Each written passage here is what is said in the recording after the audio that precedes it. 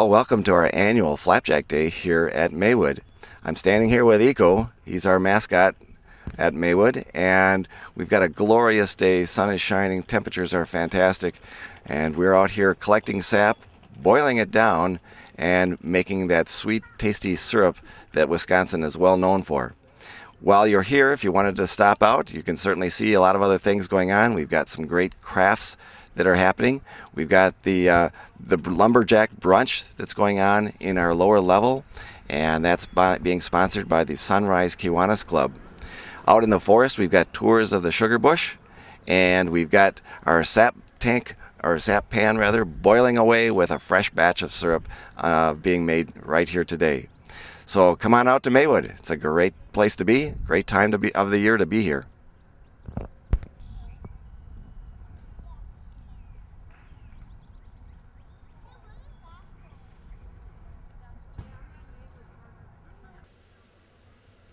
Well, we're down at the sugar house boiling another batch of maple syrup, and our pan that's behind me holds about 100 gallons.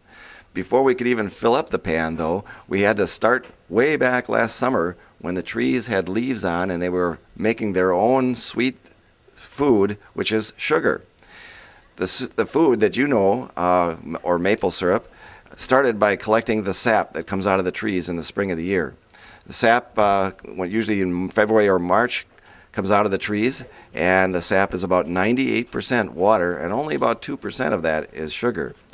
So to get it to the sweet tasting syrup that you know, we have to boil and boil like crazy in order to get the sugar more concentrated. So we start off with a clear liquid in our pan. As I mentioned, it holds about 100 gallons. After we've boiled about 8 hours, then that pan slowly converts the sap into syrup. That syrup then yields about 2.5 gallons from the 100 that we started with. So it takes a lot of sap to make a small amount of syrup. The ratio is about 40-1. So there's a lot of boiling that needs to be done in order for anyone to make their own batch of syrup. Well, we're going to go and take a look at some of the spiles that we use to collect the sap from the maple trees on our property here at Maywood. Way back, hundreds of years ago, the Native Americans here in Wisconsin discovered the sweet-tasting sap that flows out of the maple trees in the month of March. And it's probably a good guess, but the maple trees, when a branch breaks off, if that branch is broken and the sap is running, the sap can flow out that broken branch. If the temperature is hovering around the 32-degree mark, in other words, around freezing, that sap can then turn into a sap sickle or popsicle type icicle hanging from the tree. It is sweeter than just a watered popsicle or icicle.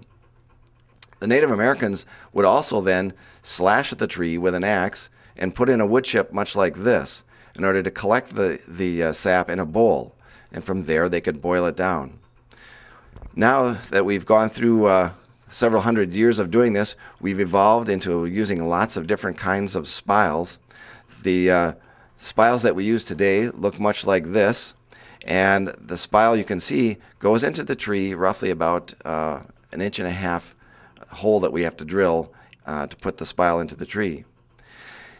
This spile, though, is one that was really quite interesting to me, and there was a person that donated this spile to Maywood. One thing that I found fascinating about it is the fact that there's such a small amount of spile that actually goes into the tree. It looks like about 1/2 inch actually goes into the tree. So everything to the right of that hook is what goes through the bark and into the tree. But with only 1/2 inch hole drilled, I know that you wouldn't even get through the bark, and you wouldn't be able to collect any sap from this.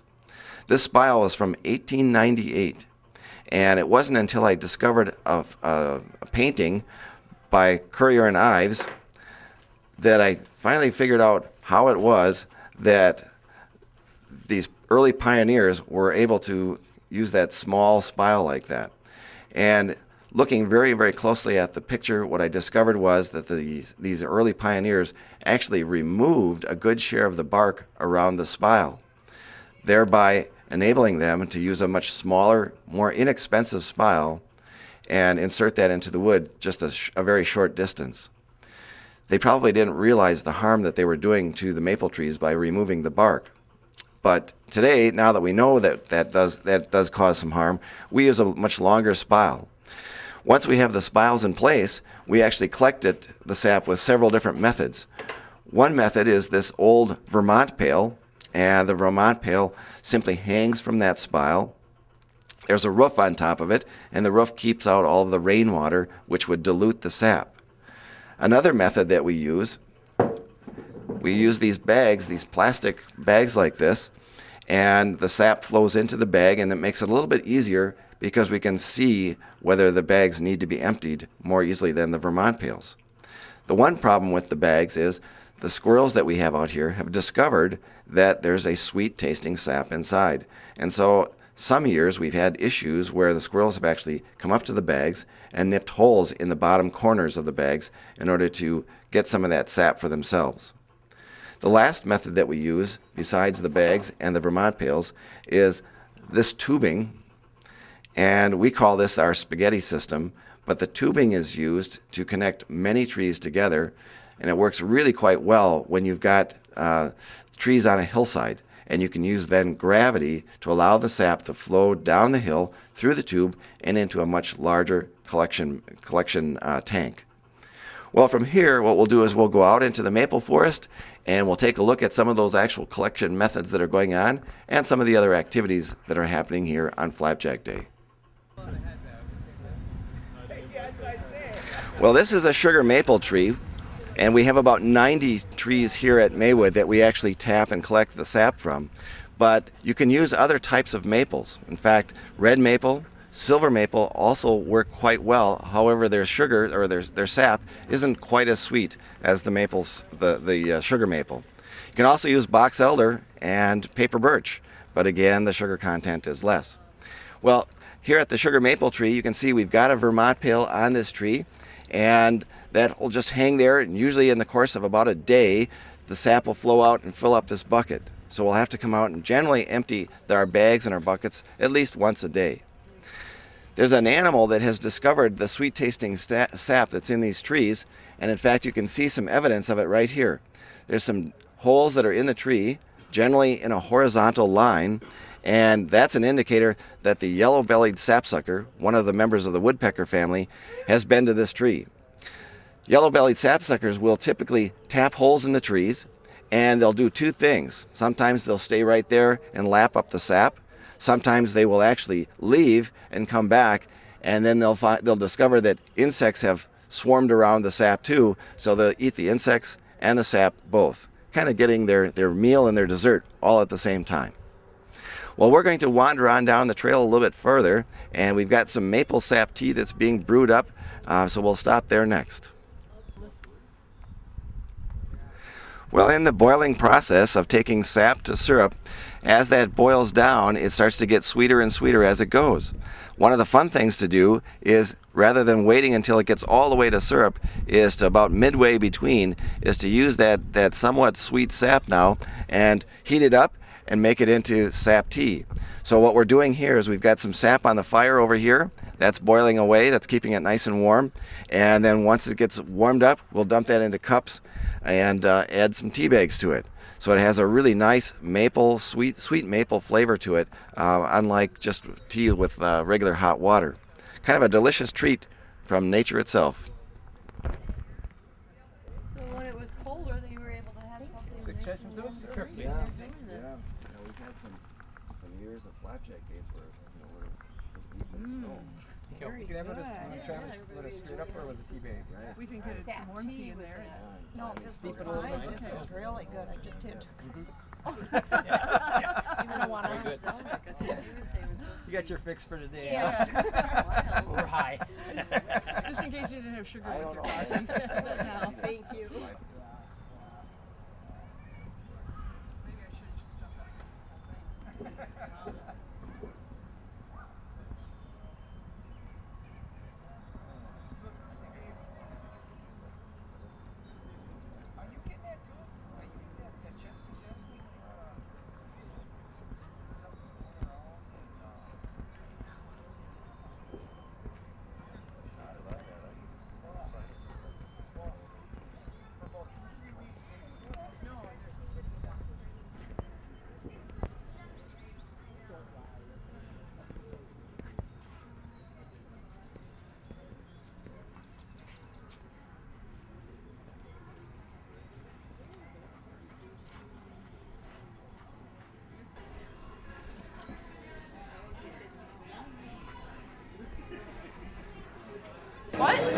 Flapjack.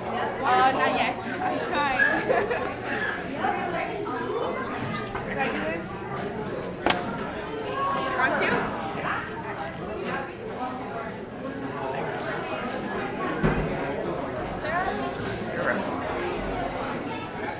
Would like a little more? Is that good? That's good.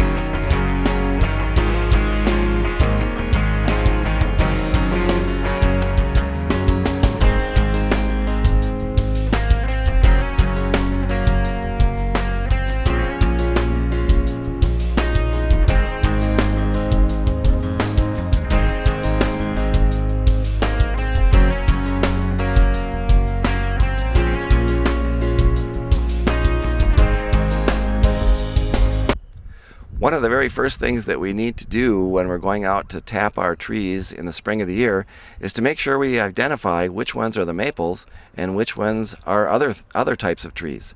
So I'm standing right between two kind of same size trees, but actually they're vastly different. The bark on this tree right here has a little bit different shade and color to it than this bark on this tree, and that's generally how I tell these two apart at this time of the year when there aren't any leaves on. This one is an ash, and this one is the maple. So obviously if we're looking for nice sweet tasting maple sap, we would only want to tap this tree rather than the other one. We've got a bag that's hanging on this tree right now, and if I pull the bag off the tree, we can see that there's about, maybe not quite a quarter of the bag has got some sap in it right now. We do have to collect this sap on a daily basis and process it shortly thereafter. The sap will spoil if we don't use it very quickly, especially on days like today where we're probably going to be in the 70s. It's a very unusual temperature for this time of the year, so we have to be especially vigilant of how quickly the sap is spoiling so that we don't let it go to waste. Once we see these bags are starting to fill up, we'll go around and we've got a trailer that we collect all the sap in.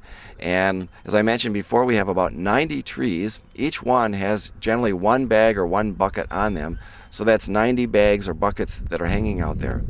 Each bag holds about 2.5 gallons. So you can do the math on that. They don't all fill up. Some trees are healthier than others. So some will fill to the top in the course of one day. Some might only be half full. But we have had some years where the sap is running extremely well, and we've had to go out and actually collect the sap twice in one day. So that's a lot of sap.